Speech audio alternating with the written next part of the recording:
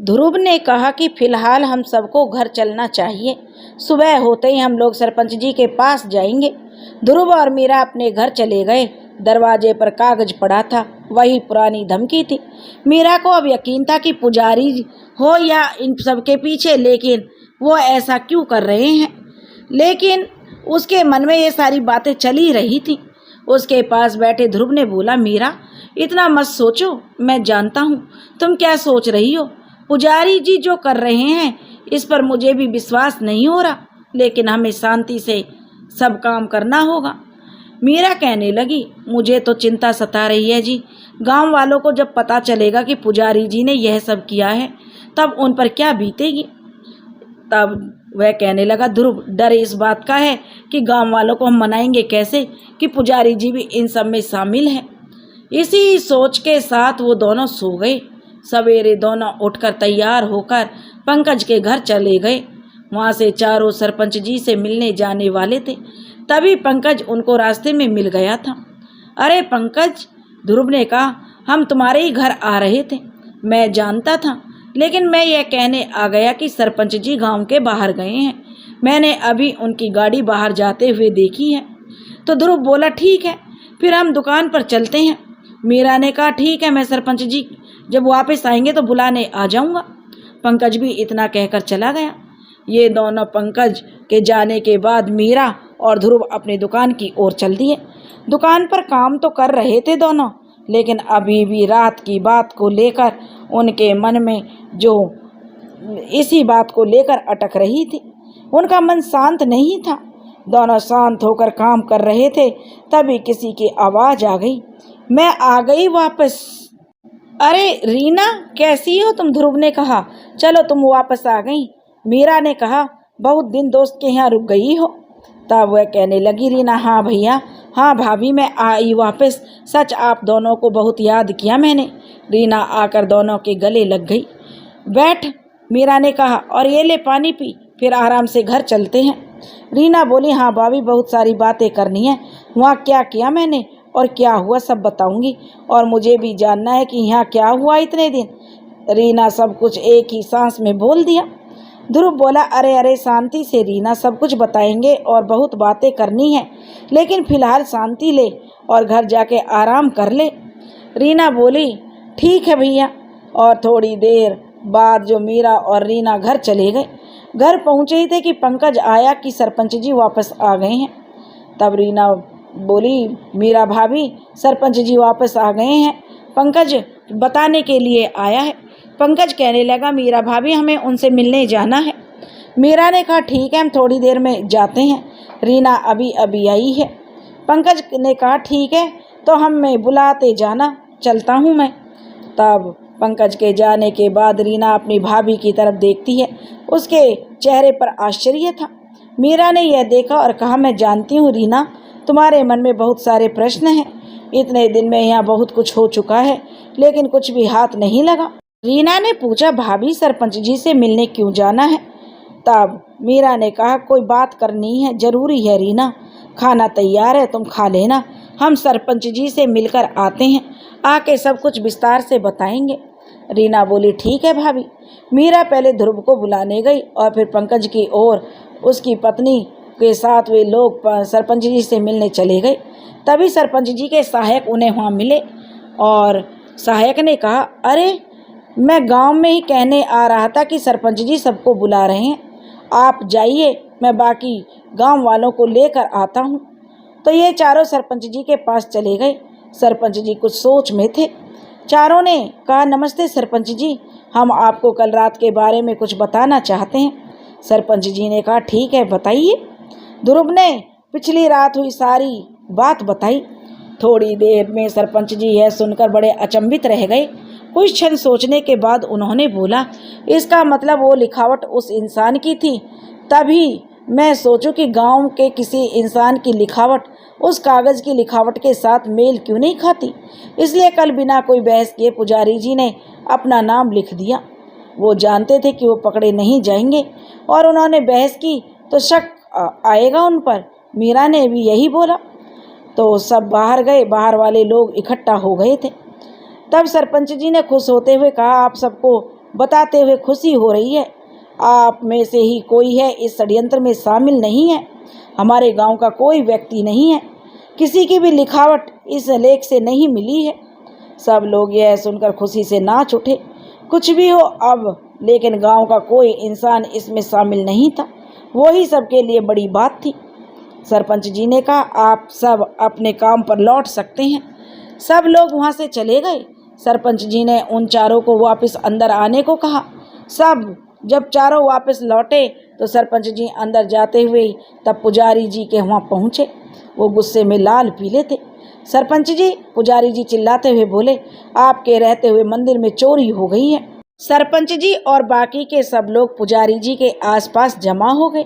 सरपंच जी ने पूछा, क्या बात है पुजारी जी, क्या चोरी हो गई? पुजारी जी ने गुस्से में बोला, सरपंच जी, हमारे नागदेव चोरी हो गए हैं। शिव जी के मंदिर से शिव जी के नागदेव चोरी हो गए। घोर कलयुग आ चुका है पुजारी जी। अब तो मंदिर से भगवान चोरी होने लगे हैं और ये सब आपकी निगरानी में हुआ है। सरपंच जी, जो पुजारी जी ने गुस्से में जो कहने लगे। आप शांत हो जाइए, सरपंच जी बोले, और बताएं कि क्या क्या हुआ। आपको कब पता चला कि नागदेव चोरी हुए हैं? मंदिर तो आप जो बंद करके हर रोज जाते हैं। तब पुजारी जी बोले, तभी किसी ने सरपंच जी को कुर्सी दी बैठने के लिए और बोले, पुजारी जी हाँ, कल शाम को आरती के बाद मैंने मंदिर में ताला लगाया था। पता नहीं कैसे किसी ने अंदर जाकर नागदेव निकाल लिए। तब ध्रुव ने कहा, क्या ताला टूटा हुआ था पुजारी जी? मेरा मतलब है अगर चोरी हुई है तो किसी ने ताला तोड़ा होगा। पुजारी जी ने आश्चर्यचकित होकर कहा, नहीं, ताला टूटा हुआ नहीं था, कोई तोड़फोड़ के निशान भी नहीं है। कुसुम काकी ने फिर पीछे से बोला, ऐसे कैसे संभव हो सकता है पुजारी जी? चोरी भी हुई है और ताला भी नहीं टूटा। तो पुजारी जी ने गुमराह करने के लिए कहा, सोचिए कहीं आपने तो साफ सफाई करने के लिए नागदेव को निकालकर इधर उधर कहीं रख तो नहीं दिया। सरपंच जी सोचने लगे, इससे पुजारी जी गुमराह हो जाएंगे। पुजारी जी ने जवाब दिया, नहीं नहीं, मुझे तो पक्का यकीन है, मैंने उन्हें नहीं निकाला था। मैं हर रविवार को ही नागदेव निकालता हूँ, तो फिर कल तो रविवार नहीं था। पंकज ने कहा, हो सकता है आपने आज पहले निकाल दिया हो। पुजारी जी बोले, नहीं नहीं, तुम लोग मुझ पर ही आरोप लगा रहे हो। मैंने कहा ना, मैंने नहीं निकाले। आज सुबह मंदिर के अंदर गया तो नागदेव नहीं थे। मैंने खुद ढूंढा हर जगह, आसपास के जंगल में, मेरी कुटीर में, मंदिर के आसपास, लेकिन कहीं भी नहीं मिले मुझे नागदेव। हर कोशिश करने के बाद ही मैं यहाँ सरपंच जी से मदद मांगने आया हूँ। सरपंच जी ने कहा, पुजारी जी, हम आपकी पूरी मदद करेंगे। मैं अभी किसी को भेजता हूँ आसपास के गांव में, और कोई चोर या कोई अलग इंसान दिखा तो उनसे बात करेंगे। तब वो बोले, ठीक है। पुजारी जी ने कहा, मैं आशा करता हूँ कि नागदेव मिल जाएं। यह कहकर पुजारी जी जा रहे थे, तभी सरपंच जी ने उन्हें रोका। पुजारी जी जरा रुकिए, अगर शिवलिंग पर नागदेव नहीं है तो यह शुभ नहीं है। मेरे पास जो नागदेव अभी पड़े हैं वो ले जाएं, जब तक आपके नागदेव ना मिले उन्हें रख लीजिए। तब पुजारी जी बौखला उठे और बोले, वो नागदेव के बारे में सुनते ही, नहीं नहीं, कोई भी नागदेव उस मंदिर में नहीं आ सकते, यह अपमान होगा, हम इंतजार करेंगे। पुजारी जी के जाने के बाद सब लोग सरपंच जी की तरफ देखने लगे। उन्होंने सबको बताया कि वो रक्षक में से किसी को भेजेंगे। सब अपने अपने काम पर लौट गए। ऐसा कैसे हो सकता है कि नागदेव गायब हो गए? मीरा ने कहा। तो सरपंच जी ने पूछा, तुम लोगों को पक्का यकीन है कि तुम लोगों ने वहाँ नागदेव रखे थे वापस? ध्रुव ने कहा, हाँ, हमें पक्का यकीन है। सरपंच जी सोचते हुए कहने लगे, फिर नागदेव कहाँ गए? पंकज ने कहा, कहीं ऐसा तो नहीं कि ये जो हमारे पास हैं वो असली हैं और वो जो कल हमने वापस लगाए थे वो नकली थे? पुजारी जी को इसका पता चला हो और उन्होंने वो नागदेव गायब कर दिए हों। मीरा ने कहा, इसका मतलब हमारे पास जो हैं अभी वो ही असली है। दोनों देखने में तो एक जैसे ही थे, फिर अलग क्या है इसमें? सब लोग सोच में पड़ गए। इस नागदेव को देखते रहे कि दोनों में आखिर क्या अंतर है, लेकिन उन्हें कोई भी अंतर नजर नहीं आ रहा था। पंकज कहने लगा, नहीं, यह नागदेव एक नहीं हो सकते। तब पंकज से जो सरपंच जी ने कहा, पंकज तुम्हें कुछ और याद है? मेरा मतलब कि तुमने नागदेव को पुजारी जी के पास देखा था, फिर आगे कुछ और याद है? पंकज ने कहा, नहीं कुछ और याद नहीं है, पुजारी जी ही आप कुछ बता सकते हैं, मीरा ने कहा। तो मीरा बेटी सरपंच जी कहने लगे, वो कुछ नहीं बोलेंगे, वो जानते हैं कि हम और गांव के लोग उनकी बहुत इज्जत करते हैं, वो भावनात्मक धमकी देकर गए हैं, समझा देंगे। सरपंच जी ने मीरा के विचारों पर उसको जवाब देकर समझाया। ध्रुव ने पूछा, तो हम क्या करें अब सरपंच जी? सरपंच जी ने कहा, पहले हम नाग ढूंढेंगे, नागदेव ढूंढने का नाटक करेंगे, फिर उन्हें वाले नागदेव दे देंगे, उसके बाद आगे का सोचेंगे। मीरा ने कहा, लेकिन हमें वो नागदेव भी ढूंढने होंगे जो उन्होंने हटाए हैं। उन्होंने आज सुबह नागदेव देखे और वो नकली हैं, इसलिए हटा दिए। सरपंच जी ने कहा, हाँ ये तो मैं मान सकता हूँ, अगर वो नागदेव मिल गए तो हम उसे उसके साथ रखकर इन दोनों में भेद भी निकाल पाएंगे। पंकज ने भी कहा, ठीक है। सरपंच जी ने कहा, मैं उस नागदेव को ढूंढने की कोशिश करवाता हूँ। चारों सरपंच जी के घर से निकल ही रहे थे कि ध्रुव रुककर पूछने लगा, सरपंच जी बहुत दिनों से एक बात थी मन में, वो गांव वाले पंडित जी की तरफ से कोई खबर? मेरा मतलब है कितने दिनों से वो दिखाई नहीं दे रहे, या उनकी तरफ से कोई नई योजना? पंडित जी यहाँ जो भी हो रहा वो सब जानते हैं। उन्होंने कहा कि तुम तीनों सक्षम हो इस कार्य में करने में। अब तो पंकज की पत्नी भी शामिल हो चुकी है। उन्होंने कहा है कि जब भी उन्हें समय लगेगा तो वो मदद कर दिया करेंगे। सरपंच जी ने तीनों को समझाया। सरपंच जी की बात सुनकर ध्रुव मीरा घर को चले गए। रीना उनका इंतजार कर रही थी। रीना ने भोजन कर लिया था। ध्रुव और मीरा भी हाथ मुंह धोकर खाना खाने बैठ गए। रीना बोली, भैया भाभी मुझे बड़ा गर्व है कि आप जैसे लोग मेरी ज़िंदगी में हैं। सच मेरी दोस्त की शादी होने वाली है। पता है वो आगे पढ़ना चाहती है, लेकिन उसके माता पिता मान नहीं रहे। तब मुझे एहसास हुआ आप लोग तो मुझे किसी बात के लिए ज़बरदस्ती नहीं करते।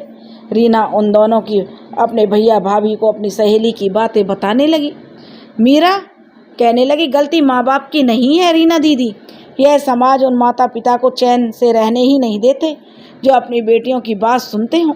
समाज धीरे धीरे बदल रहा है, लेकिन काफ़ी कम बाकी।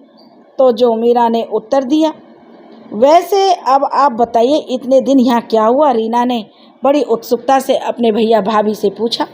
ध्रुव और मीरा ने रीना को सब कुछ बताया, होनी जो हुआ था, लेकिन उस पर रीना विश्वास नहीं कर पाई। ऐसे कैसे हो सकता है?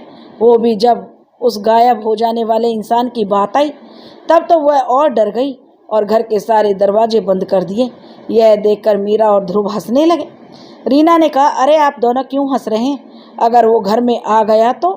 ध्रुव ने कहा, नहीं रीना, वो घर में नहीं आएगा, क्योंकि वो जानता है वो सामने आया तो पकड़ा जाएगा।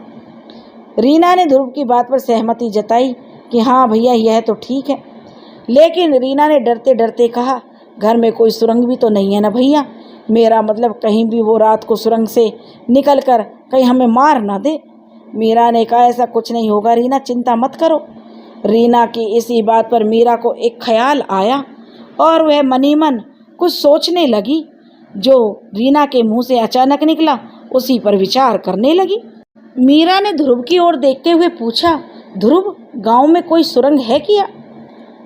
ध्रुव बोला, क्या नहीं मीरा, तुम भी रीना जैसी बातें करने लगी हो। शाम के समय ध्रुव वापस आ रहा था दुकान से।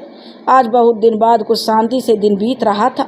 जब से इस श्राप के पीछे का रहस्य शुरू किया था तब से कुछ ना कुछ हो ही रहा था, लेकिन आज कुछ शांति थी। लेकिन ध्रुव की शांति ज़्यादा देर तक नहीं रही। वो जैसे ही घर आया तो उसने देखा कि पूरा घर बिखरा पड़ा है। रीना और मीरा कहीं नजर नहीं आ रही थी। उसने पूरा घर देखा, पीछे आंगन देखा, लेकिन दोनों गायब थी। वो दौड़कर बाहर आया, आसपास देखा तो मीरा और रीना नहीं थी। आसपास के घरों में पूछा, किसी को कुछ नहीं पता था। कुछ ही पल में सब ध्रुव के घर के आसपास जमा हो गए। कुसुम काकी ने कहा, ध्रुव चिंता मत करो, हम अभी पूरे गांव में ढूंढते हैं, यहीं कहीं होंगे। और सब ने पूरे गांव में उन दोनों को खोजा, लेकिन वो कहीं नहीं मिली। बात सरपंच जी के पास आई। सरपंच जी ने भी अपने रक्षकों को भेजा जंगल में, दूसरे गांव में, मंदिर की तरफ, लेकिन वो दोनों कहीं नहीं मिले। ध्रुव भी सहम गया था। अगर मीरा और रीना को कुछ हो गया तो ध्रुव तो जीते जी मर जाएगा। ध्रुव चिंता मत करो, सरपंच जी ने ध्रुव को गाड़ी में बिठाया और चलो मेरे साथ। सरपंच जी ने जवाब दिया, कहाँ लेकर जा रहे हो आप इसको? राकेश ने पूछा तो सरपंच जी बोले, कुछ जानकारी हासिल करने, शायद इससे मीरा और रीना का पता चल सके। सरपंच जी जो वह कहने लगा, मैं भी आपके साथ चलना चाहता हूँ। राकेश ने कहा, ध्रुव की मानसिक स्थिति ठीक नहीं है, कोई ऐसा चाहिए आपको साथ में। पंकज कहने लगा, मैं भी हूँ, मैं भी आपके साथ चल रहा हूँ। सरपंच जी ने पंकज को साथ ले जाने लगे और राकेश ने कहा, सरपंच जी ध्रुव और पंकज रवाना हो गए। इस तरह गांव के लोग और भी चिंतित थे। रीना और मीरा जैसी बहादुर लड़कियों को कौन उठाकर ले जा सकता है? हे महादेव, कुसुम काकी प्रार्थना करने लगी, सुरक्षा करना उन दोनों की। हे महादेव, इतने सालों बाद गांव में कोई हिम्मत कर रहा है इस श्राप को मिटाने के लिए। रेशमा भी कहने लगी, उनकी रक्षा करना। अगर आज इन लोगों को कुछ हो गया तो ये हिम्मत फिर कभी कोई नहीं कर पाएगा। चिंता मत करो, वो दोनों सहेलियां सही सलामत आ जाएंगी, राकेश जी कहने लगे। और हाँ, जब तक वो दोनों नहीं आती तब तक कोई घर में अकेला नहीं रहेगा, सबका भोजन साथ में बनेगा और सब साथ में रहेंगे। गांव के रक्षक को अंदर बुला लेंगे। तो सब ने राकेश जी को कहा, हाँ, सबकी सुविधा के लिए कार्यों में लग गए, यही सब सही रहेगा। इस तरफ सरपंच जी ध्रुव और पंकज के साथ पंडित जी के पास आ गए। पंडित जी ने उनको बिठाया और सरपंच जी ने उनको सारी बात बताई। सरपंच जी ने कहा, अब आप ही कोई उपाय करो, हमें तो ऐसा लग रहा है जैसे हार रहे हैं। पंडित जी बोले, मैं अपनी विद्या से यह पता कर सकता हूँ वे दोनों कौन सी स्थिति में हैं, और जहाँ हैं वहाँ भी देख पाऊँगा। पंडित जी ने अपने हवन में लग गए और कुछ तंत्र मंत्र के बाद उन्होंने कहा, कोई मिट्टी वाली जगह है, दोनों सुरक्षित हैं। मेरा मतलब है उनको जो कुर्सी से बांधा गया है, और छोटी सी मिट्टी के गोले जैसी जगह है, जैसे कोई घर जैसा तो नहीं लग रहा। ऐसी कौन सी जगह होगी? ध्रुव ने सरपंच जी से कहा, गांव के आसपास या पास के गांव में कोई घर नहीं है जो मिट्टी से बना हो। नहीं, घर नहीं है, वो कोई अजीब सी जगह, आसपास अंधेरा है, दिया जलाया है और उसी से प्रकाश भी आ रहा है। दोनों लड़कियां बेहोश हैं। पंडित जी ने अपनी बात पूरी करते हुए ध्रुव और पंडित को बताया। ध्रुव को यह बात सुनकर वह तो शांत था, क्योंकि उसकी समझ में कुछ नहीं आ रहा था, लेकिन पंडित जी की बात सुनकर पंकज को बड़ा अजीब लगा। पंकज ने पूछा, क्या सच में पंडित जी आप ऐसे देख सकते हैं? पंडित जी बोले, हाँ बेटा, देवी माँ की कृपा है। बचपन में मैं और मेरे भाई देवी माँ की बहुत सेवा करते थे। हमारे यहाँ देवी माँ को सर्वस्व मानते हैं। एक दिन मुझसे पहले यह जो पंडित जी थे, उनकी तबीयत खराब हो गई। वो ज्ञान का भंडार थे, उनकी ऊर्जा तो मानो सीधे हिमालय से आती थी, लेकिन उनकी उम्र हो चली थी। एक दिन उन्होंने मुझे और मेरे भाई को बुलाया। हम दोनों ने पूछा कि तुम दोनों मेरी विद्या सीख लो। पंडित जी ने अपनी बात रखी। तो अब आपके भाई क्या करते हैं? पंकज ने फिर से सवाल किया। पंडित जी बोले, मेरे भाई ने तो मेरी तरह सब कुछ सीखा और इस तंत्र मंत्र की विद्या ग्रहण की, लेकिन उसने उस विद्या का गलत इस्तेमाल किया। उसने लोगों को इस विद्या से परेशान किया, लोगों की मृत्यु का कारण बना और इस सबको इस विद्या से नफरत करा दी। पंडित जी ने दुखी मन से अपनी बात पूरी की। गुफा, जो एकदम से आश्चर्य से जो ध्रुव बोल उठा। अचानक उन लोगों की बात के बीच में ध्रुव ने यही कहा, गुफा। अभी तक जो अपनी सोच में था, एकदम से बोल उठा, गुफा। सरपंच जी ने आश्चर्य से पूछा, हाँ ध्रुव, हाँ, कल जब हमने रीना को सब कुछ बताया था। ध्रुव कहने लगा तो रीना ने मजाक मजाक में बोला कि क्या कोई सुरंग है इस घर में? हमने इस बात पर हंस दिया। फिर मीरा ने बोला था कि गांव में कोई सुरंग है, मैंने इस बात पर भी हंस दिया था। ध्रुव ने अपनी बात पंडित जी और सरपंच को बताई। तो पंकज ने पूछा, तुम ये कहना चाहते हो गांव में ही कोई सुरंग है जिसमें मीरा भाभी और रीना को जो गुफा में ले जाया गया है? पंडित जी ने कहा, हाँ, ध्रुव का यही मतलब है। सरपंच जी ने कहा, तब तो किसी ने उन दोनों को किसी को अगवा करते हुए नहीं देखा। इसका मतलब जो इंसान उस रात अचानक गायब हो गया था, वो भी इसी सुरंग से गया होगा। सरपंच जी ने कुछ देर सोचकर बोला, शायद उसी ने इन दोनों को अगवा किया है।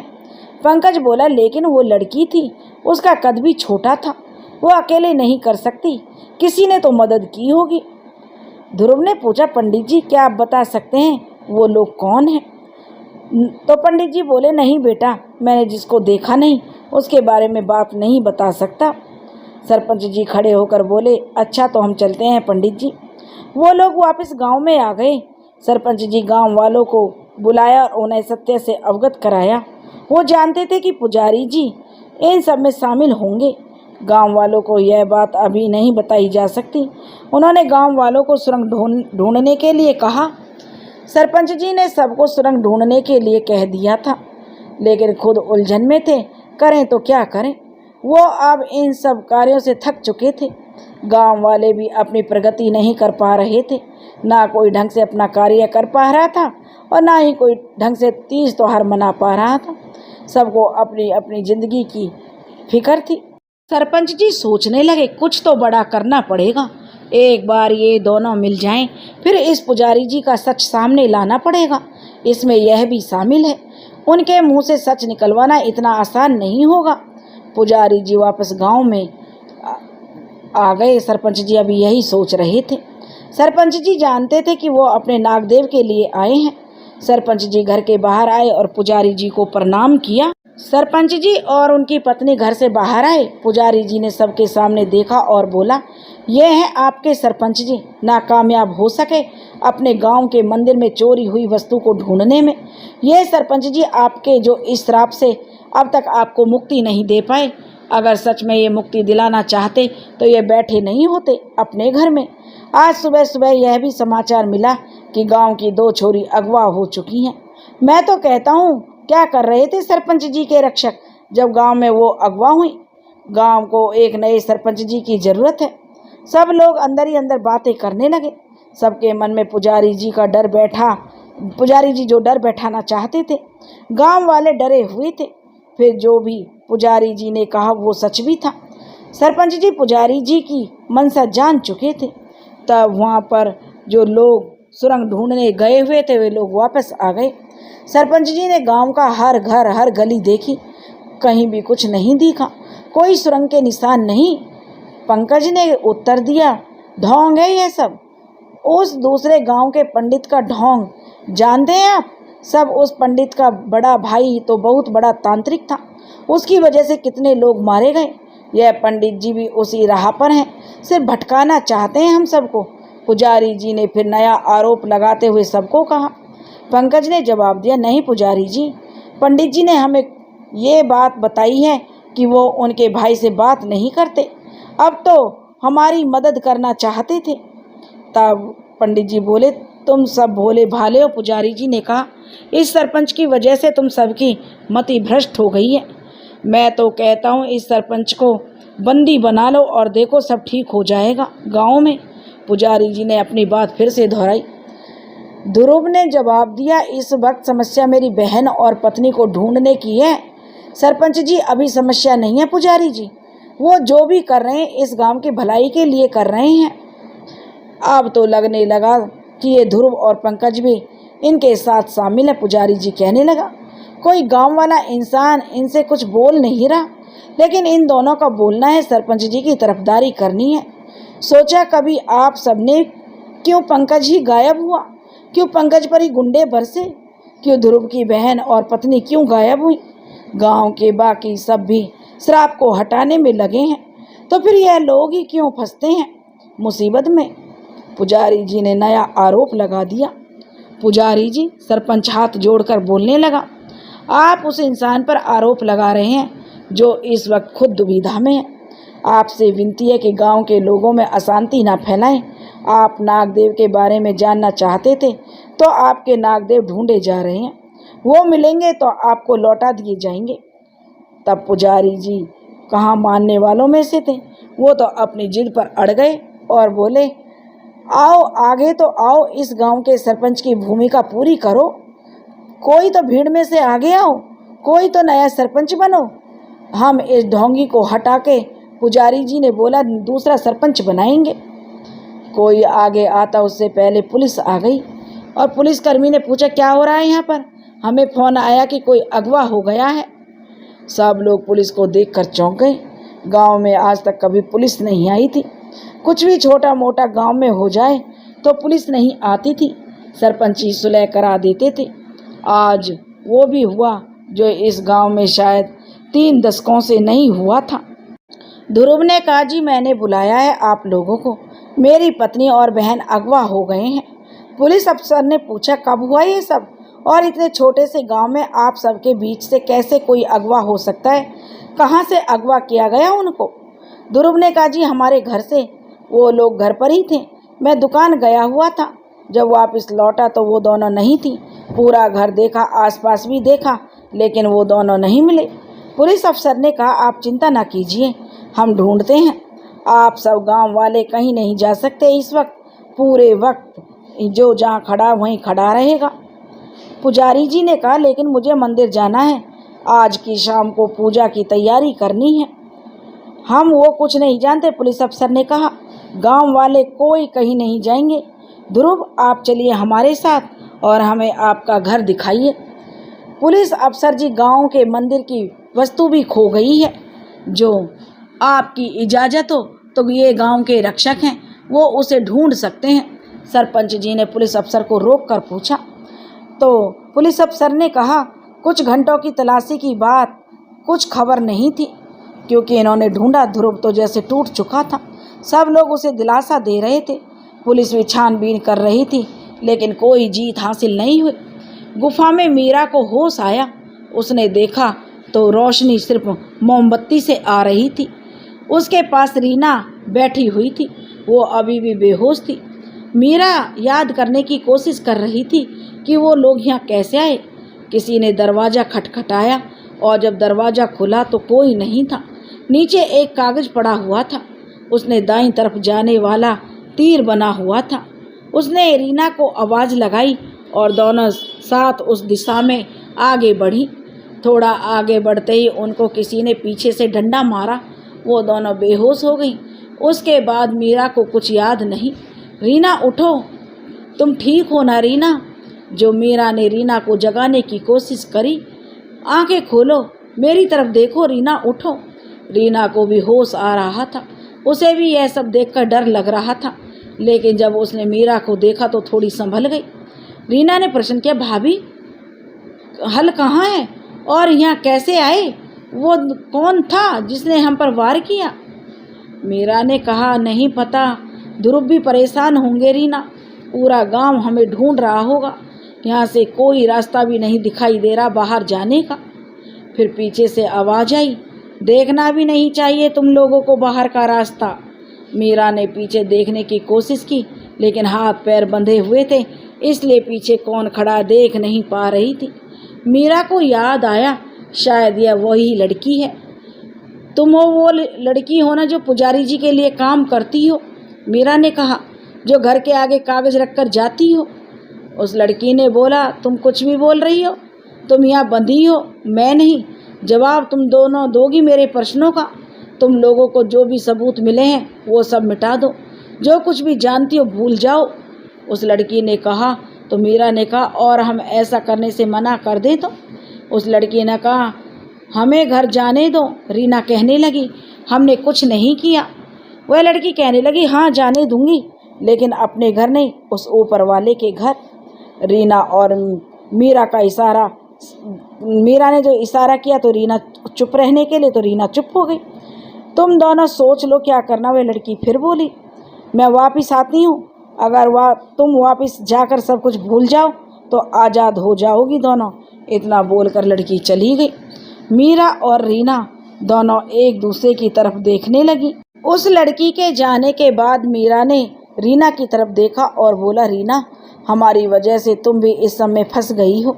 तुमने तो कुछ किया ही नहीं, चिंता ना करो, हम सब कुछ कर ही लेंगे ठीक, हम भी कुछ कोशिश करते हैं। रीना ने कहा, भाभी आपने और ध्रुव भैया ने जो कुछ भी किया उसके लिए हम कुछ भी कर सकते हैं। आप लोगों ने अपनी जान जोखिम में डाली है, हम भी इन सब में आपका साथ देंगे। रीना, जो मीरा कहने लगी, तुम कल घर में सुरंग की बात कर रही थी और मैंने बाहर गांव में सुरंग का बोला था, याद है तुम्हें? तो रीना ने कहा, हाँ भाभी याद है। तो मीरा बोली, इसका मतलब हम सही थे, गांव में ही कहीं सुरंग है। उस सुरंग में से ही हमें यहाँ लाया गया है। हाँ, पहले हमें इस डोरी को खोलना होगा, कोई धार वाली चीज़ ढूंढनी होगी। वो दोनों कोई ऐसी चीज़ खोजने लगी। वो दोनों भूल गईं कि गुफा में एक मोमबत्ती के अलावा कुछ नहीं था। अब सिर्फ इंतजार ही हो सकता था किसी का कोई आए और उन्हें बचाए। उधर रात हो चली थी। किसी को रीना और मीरा के बारे में कुछ पता नहीं था। सब बेबस थे। सब सरपंच जी के पास बैठे हुए थे। सरपंच जी भी चिंता में लग रहे थे। उस शांति को भंग करते हुए राकेश ने सरपंच जी से बोला, सरपंच जी, अब हम क्या करें? मुसीबत बढ़ती जा रही है। आज सुबह पुलिस भी आ गई, जो कितने दशक से नहीं हुआ। पुजारी जी ने भी आज सुबह खूब तमाशा किया है। जब कुछ सही करने की कोशिश करो, सरपंच जी कहने लगे, तो सारी बुरी ताकत तुम्हें वो सही काम करने से रोकती है।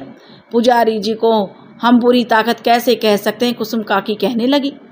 तो हरीश काका ने कहा, हाँ, पुजारी जी तो यहाँ पर वो छोटे से थे तब से रह रहे हैं। इस गांव के मंदिर को अपना जीवन दिया उन्होंने। सरपंच जी ने पंकज और ध्रुव की तरफ देखा और कहा, पुजारी जी भी इन सब में शामिल है। सरपंच जी ने सबको दिल पर पत्थर रख के कहा। तो जगनेश काका ने खड़े होकर कहा, यह क्या कह रहे हैं आप सरपंच जी? आप कुछ भी कहेंगे और हम सब कुछ मान लेंगे? अब तो लगता है सुबह पुजारी जी ठीक ही कह रहे थे, हमें नए सरपंच की ज़रूरत है। सब लोग बोल नहीं रहे थे, लेकिन सरपंच जी समझ चुके थे गांव के लोग अब विरोध करेंगे। जगनेश काका को गांव के सरपंच बनने की भूख सालों से थी। उनके पिता गांव के सरपंच हुआ करते थे, लेकिन उन्होंने अपने बेटे को सरपंच नहीं बनाया। जगनेश काका अब अपनी पूरी ताकत लगाएंगे सरपंच जी की अपनी कुर्सी से हटाने के लिए। आखिर सरपंच जी ने कहा, आप सब हमें और 15 दिन का समय दें। इन दिनों में अगर हमने कुछ नहीं किया तो हम अपना पद छोड़ देंगे। पंकज ने कहा, ये आप क्या कह रहे हैं सरपंच जी? हम कुछ भी हो जाए आपको इस पद से नहीं हटने देंगे।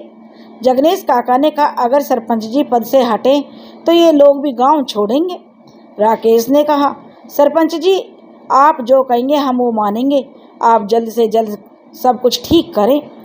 सब अपने अपने घर को लौट गए। ध्रुव, पंकज और अपनी उसकी जो पत्नी पंकज की वहीं खड़ी थी। सरपंच जी भी उनको घर जाने के लिए कहने लगे। तब पंकज को कुछ याद आया। वो घूमा और ध्रुव को रोका। ध्रुव से कहने लगा, रुको ध्रुव, मुझे कुछ याद आया है। पंकज ने कहा, पुजारी जी के कुटीर में जो संदूक जो हमने देखा था ना? तो ध्रुव ने कहा, हाँ देखा था। उसमें तुम लोगों को एक लड़की दिखी थी और शायद वो ही लड़की उस रात वहाँ से यहाँ आई थी। सरपंच जी ने पूछा, तुम कहना क्या चाहते हो पंकज? तो पंकज ने बताया, यही कि सुरंग सिर्फ गांव में नहीं, गांव के बाहर मंदिर के पास भी है, जहाँ से वो लड़की यहाँ आती है। सरपंच जी बोले, हम अभी रक्षक को भेजते हैं वहाँ पर। तो ध्रुव ने एक योजना बनाई और कहा कि वहाँ वह खुद जाएगा। सरपंच जी आप एक मदद करिए, अपने रक्षकों को कहिए कि वो किसी को भेजकर पुजारी जी की कुटीर में उनको जाकर बेहोश कर दें। तो सरपंच जी बोले, ठीक है। ध्रुव और पंकज मंदिर की तरफ आगे बढ़े। मंदिर और पुजारी जी की कुटी के बीच में ही सुरंग थी। बहुत जगह देखने के बाद पंकज को एक जगह दिखी जहाँ जमीन हल्की सी दबी हुई थी। उसने ध्रुव को इशारा किया। उसी वक्त 2 रक्षक आए और पुजारी जी की कुटी में गए। उन्होंने अपना काम कर दिया। ध्रुव ने इस जमीन पर से जो पत्ते हटाए और नीचे एक दरवाज़ा जैसा बना था। दरवाजे पर ताला लगा हुआ था। पंकज ने पत्थर से ताला तोड़ा और दरवाज़ा ऊपर की ओर खोला। ऐसे लग रहा था कि कोई पानी की टंकी हो। ध्रुव सोच में और समझ के साथ उतरना होगा। जो पंकज कहने लगा, वो लड़की भी अंदर ही होगी। कहीं ऐसा ना हो कि हम अंदर जाएं और वो भाभी और हीना को दूसरे रास्ते से निकाल दे। तो ध्रुव ने कहा, ठीक है, मैं सावधानी बरतूंगा। दोनों दबे पांव नीचे उतरने लगे। कुछ सीढ़ियों के बाद ध्रुव को कहीं से रोशनी दिखाई दी। उसने पंकज को इशारा करके रोक दिया। ध्रुव धीरे धीरे आगे बढ़ रहा था। तभी उस रोशनी वाली जगह से आवाज़ आई, भाभी भैया हमें ढूंढ तो लेंगे ना? तो मीरा कहने लगी, हाँ रीना तुम चिंता ना करो, वो अपनी पूरी ताकत लगा देंगे हम दोनों को ढूंढने में। तो ये सब मेरी वजह से हुआ है भाभी, रीना कहने लगी। तो मीरा कहने लगी, तुम्हारी वजह से? तुम ये ऐसा क्यों कह रही हो रीना? रीना जवाब देती उससे पहले ही ध्रुव और पंकज वहाँ आ गए। उन दोनों को देख के रीना चिल्लाने ही वाली थी कि ध्रुव ने अपना हाथ रीना के मुख पर रख दिया। दोनों ने मीरा और रीना को खोला और वहाँ से बाहर आ गए। ध्रुव ने मीरा को देखकर उसे गले लगा लिया। ध्रुव का तो जैसे जीवन अटक चुका था मीरा के बिना। उसे लगा कि वो किसी से लड़ नहीं पाएगा। तुम दोनों ये गले लगाने का काम घर जाके करना, पंकज कहने लगा। अभी यह जगह यहाँ ठीक नहीं है। मीरा ने कहा, नहीं पंकज भाई, हम उस पेड़ के पीछे खड़े रहेंगे। वो लड़की बाहर आएगी, उसे देखने के बाद ही हम घर जाएंगे। सब लोग पेड़ के पीछे छुप जाते हैं। कुछ ही पल में वो लड़की बाहर आती है। उसके चेहरे पर चिंता और घबराहट साफ दिख रही थी। जैसे ही थोड़ी आगे बढ़ी, ये चारों उसके सामने आ गए। इन लोगों ने उस लड़की को रस्सी से बांधकर, जिसे उसने मीरा और रीना को बांधा था, वह लड़की बोली, बचाओ बचाओ, कोई है, ये लोग मुझे अगवा कर रहे हैं। ध्रुव ने बोला, कोई नहीं है सुनने वाला, तेरा पुजारी तो बेहोश पड़ा है, कोई बचाने नहीं आएगा।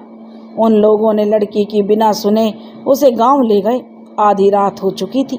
गांव आकर उन लोगों ने सरपंच जी का दरवाज़ा खटखटाया। सरपंच जी शायद जाग ही रहे थे। उन्होंने अगले ही पल दरवाज़ा खोला। मीरा और रीना को देखकर वे बहुत खुश हुए। सरपंच जी की चिंता जो अब थोड़ी कम हो गई रीना और हीना को देखकर। अब सरपंच जी की नज़र उस लड़की पर पड़ी और पूछा, क्या यह वही लड़की है? तो ध्रुव ने उत्तर दिया, जी सरपंच जी, यह वही लड़की है। सरपंच जी ने सबको अंदर आने को कहा। पंकज ने सरपंच जी को सारी बात बताई। उस लड़की को कुर्सी से बांधा और मुंह पर पट्टी बांधी। कुछ पल तक सोचने लगे कि क्या किया जाए। पुजारी जी को होश आए उससे पहले कुछ सोचकर इस लड़की से सच्चाई निकलवानी होगी। मीरा कहने लगी, मेरे पास एक रास्ता है। सरपंच जी ने पूछा, कैसा रास्ता? तो मीरा बोली, हम पुजारी जी को यहाँ लाते हैं और फिर उसके गले पर बंदूक रख के इसका सच निकलवा सकते हैं। पंकज ने भी तरकीब बताई। तब सरपंच जी ने इस तरकीब को मान्यता देते हुए कहा, इस वक्त यह ठीक लग रहा है। ध्रुव ने कहा, ठीक है, हम 2 रक्षकों को साथ लेकर जाते हैं, उनको यहाँ लेकर आते हैं। पंकज और ध्रुव बाहर गए। मीरा ने उस लड़की की तरफ देखा और उससे पूछा, तुम खुद लड़की हो, फिर यह सब क्यों? मीरा उससे कहने लगी तो वह लड़की कहने लगी, हाँ लड़की, तुम तो अच्छी लगती हो। सरपंच जी भी बोले, ऐसी क्या दुश्मनाई है तुम्हारी कि तुम लोगों को सच जानने से रोक रही हो? क्या बिगाड़ा है यहाँ की स्त्रियों ने तुम्हारा? तब वह लड़की कुछ नहीं बोली क्योंकि उसके मुंह पर टेप लगी हुई थी। यहाँ अगर पुजारी जी आए तो उन्हें तकलीफ में देखकर तुम क्या जवाब दोगी? उन्हें क्यों तकलीफ में डालना चाहती हो? अभी जवाब दे दो, तुम्हें जाने देंगे और पुजारी जी का सच भी सामने नहीं आएगा। मीरा ने उस लड़की को फिर से कहा। तो वह लड़की कहने लगी, मैं तुम्हारे मुंह से पट्टी हटा रही हूँ। मीरा ने कहा, बताना सच, वरना तुम्हारा मुंह तुम्हारे पिताजी खोलेंगे। पंकज की पत्नी ने कहा। तो पंकज की पत्नी ने उसके मुंह से पट्टी हटाई। तुम सब मारे जाओगे, पिताजी तुम सबको मार देंगे, वह लड़की कहने लगी। और रही स्त्री की बात, वो तो दुश्मनी नहीं प्रतिशोध है। तुम सबके सब दोषी हो, सबकी मृत्यु मिलनी चाहिए। गलती सबकी थी, सिर्फ औरतों की नहीं, सजा सबको होनी चाहिए, उस लड़की ने कहा। सरपंच जी ने पूछा, नाम क्या है तुम्हारा? तुम किस गलती की बात कर रही हो? तुम्हारे पूर्वजों की गलती, वह लड़की बोली। तुम लोगों की वजह से आज तक। कहते कहते लड़की रुक गई। रुक जाओ पुत्री, तभी पुजारी जी ने बोला, इन सब के सामने मुंह मत खोलना, हमारा काम है प्रतिशोध लेना। सबने पुजारी जी की तरफ देखा। 2 रक्षक ध्रुव और पंकज जो पुजारी जी के साथ खड़े थे। पुजारी जी को होश आ चुका था। ये लो, जो ध्रुव और पंकज एक साथ बोले, एक और मुजरिम आ गया। चलो अच्छा है, तुम दोनों एक साथ सच बताना, सुबह गांव वालों के सामने ही सच बोलना। अभी इन लोगों को अंदर वाले कमरे में बंदी बना लो, सुबह गांव वालों को बुला के इन दोनों के प्रश्न पूछे जाएंगे, सरपंच जी ने कहा। रक्षक दोनों को कमरे में ले गए और बांध दिया। सरपंच जी ने बाकी सबको आराम करने के लिए कहा। सब लोग अपने अपने घर चले गए। रीना, मीरा, तुम दोनों ठीक तो हो ना? और पता है, ध्रुव कहने लगा, तुम दोनों को घर ना देखकर मैं कितना घबरा गया था। पता है, मैंने तो पुलिस को भी बुला लिया था और पुजारी जी ने जो तमाशा किया वो अलग। पुलिस? भैया, हमारे गांव में 1 दशक से पुलिस नहीं आई, रीना कहने लगी। गांव वालों ने कसम खाई थी यहाँ पुलिस कभी नहीं आएगी। तो ध्रुव को याद दिलाया रीना ने। तो ध्रुव कहने लगा, हाँ रीना, लेकिन मैं तुम दोनों को खोना नहीं चाहता था। गांव वालों को कुछ मिल नहीं रहा था, गुफा ढूंढना मुश्किल था, इसलिए मैंने बुलाया पुलिस को। ध्रुव ने कहा, जो हुआ सो हुआ, अब आगे सच जानने की बारी है। मीरा भी कहने लगी, चलो अब सच क्या है यह जानना जरूरी है। सब लोग थोड़ी देर आराम करते हैं। सुबह सरपंच जी का गांव वालों को बुलावा आता है। गांव के सारे लोग सरपंच जी के घर के बाहर जमा हो जाते हैं। सरपंच जी उस लड़की और पुजारी को बुलवाते हैं। सारे लोग सरपंच जी को यूं बंधे हुए देखकर चौंक जाते हैं। सरपंच जी कहते हैं लोग कि यह क्या है, पुजारी जी को क्यों बंदी बनाया हुआ है, और ये लड़की कौन है? राकेश भी पूछता, बताइए सरपंच जी, यह लड़की कौन है? तब सरपंच जी कहते हैं, यह वही लड़की है जिसने कागज पर धमकियां लिखकर ध्रुव के घर में डाली थी। यह वही लड़की है जिसने रीना और मीरा को अगवा किया था। बेशक ये वो काम अकेले नहीं कर पाएगी, पुजारी जी ने इसका साथ दिया। सरपंच जी ने सबको सत्य बता दिया और कहा, ए लड़की, तुम कौन हो और इस गांव में क्या कर रही हो? क्या नाम है तुम्हारा? और जो सरपंच जी कह रहे हैं क्या वो सच है? राकेश ने पूछा। तो सरपंच जी जो कह रहे हैं वो लड़की कहने लगी, झूठ है। मैं पुजारी जी की दूर की रिश्तेदार हूँ। कुछ दिन पहले ही मेरे पिताजी की मृत्यु हो गई। उन्होंने जाने से पहले मुझे चिट्ठी दी थी और कहा मेरा दूर का भाई है जो पुजारी है, मैं उनके पास जाऊं और उनसे मदद मांगूं। मैं उनका शोक मनाने के बाद यहाँ आई। मैं तो कल सुबह ही गांव आई हूँ। लड़की ने झूठ बोलते हुए अपनी बात आगे रखी। राकेश जी ने सवाल किया, तो फिर तुम्हें इन लोगों ने कहाँ से पकड़ा? वह लड़की बोली, इन लोगों ने मुझे गुफा से पकड़ा। पुजारी जी सो चुके थे। मैंने अपनी ही मस्ती में बाहर आई कुटी से। अचानक मेरा ध्यान एक द्वार पर पड़ा। उस द्वार पर कुछ झाड़ियाँ थीं। मैं अंदर गई और वहाँ पहुँची तो देखा दो लड़कियाँ वहाँ गद्दे पर सो रही हैं। मुझे लगा किसी का घर है, लेकिन मुझे कुछ समझ आता उससे पहले ये लोग वहाँ आए और मुझे देखकर डर गए। मुझे बंदी बनाकर ले आए। भानुमती ने अपनी पूरी बात करते हुए कहा। तब पंकज ने कहा, ये झूठ है, ये हमने इसे गुफा से पकड़ा है। रीना और मीरा तो कुर्सी से बंधी हुई थी। तो भानुमती ने पंकज की बात पर झूठ का दावा किया, नहीं ये सच नहीं है। वहाँ पर ये लोग सो रहे थे। वहाँ पे कुछ खाने की चीज़ें भी थीं। सरपंच जी ने पूछा, इस बार वो सब हम वहाँ जाकर देखेंगे। उससे पहले ये बताओ पुजारी जी को क्यों पकड़ा है? तो पुजारी जी ने आरोप लगाते हुए कहा, मुझे तो इन लोगों ने बेहोश कर दिया था। मुझे तो बेहोशी की हालत में यहाँ लाया गया है। ये सब के सब मिले हुए हैं। राकेश जी ने कहा, चलिए हम सब गुफा में चलते हैं, वहाँ जाकर ही सच पता चलेगा। सब लोग आगे बढ़े। तभी काका ने रोक दिया, पुजारी जी को छोड़ दिया जाए, वो इसमें कोई मुजरिम नहीं है। काका ने सबको रोकते हुए कहा। सबको काका की बात पर सहमति दिखाई। सरपंच जी के पास कोई और चारा नहीं था। उन्होंने पुजारी जी के हाथ खोल दिए। सब लोग उस गुफा तक आए। सरपंच जी और राकेश जी अंदर गए। कुछ क्षणों बाद वे लोग बाहर आ गए। राकेश जी ने सरपंच की तरफ देखा और दुखी आवाज में कहा, ये जो लड़की कह रही है वो शायद सच है। अंदर कोई कुर्सी नहीं है, कुछ खाने का सामान भी है। यह कैसे हो सकता है? एक काम करिए राकेश जी, इनसे कहिए वो खत दिखाएं जो इनके पिताजी ने दिया था इन्हें। मीरा ने सवाल करते हुए फिर कहा। भानुमती अब कुटिया के अंदर वो खत लेने के लिए चली गई जिसका उसने जिक्र किया था। कुछ पल बाद भानुमती एक खत लेकर बाहर आई। खत सरपंच जी के हाथों में दिया। सरपंच जी ने वो खत पढ़ा। यह लड़की अपने पिताजी के बारे में जो कह रही है वो सच है। यह खत सबूत है उस बात का। सरपंच जी ने सबको बताया। सब लोग पुजारी जी के साथ वापस गांव आ गए। सरपंच जी, हम किस पर विश्वास करें? आपको हम लोग सब कुछ मानते हैं, आप पर पूरा भरोसा है। आज जो हुआ और जो इतने दिनों से हो रहा है उससे गांव वालों का मन डगमगा गया है। राकेश ने कहा, आज जो रीना और मीरा अगवा हुए उस पर भी सवाल है। सरपंच जी बोले, मेरे पास इस वक्त कोई जवाब नहीं है। मैं सिर्फ इतना कह सकता हूँ, आप लोगों को मुझ पर भरोसा करना होगा।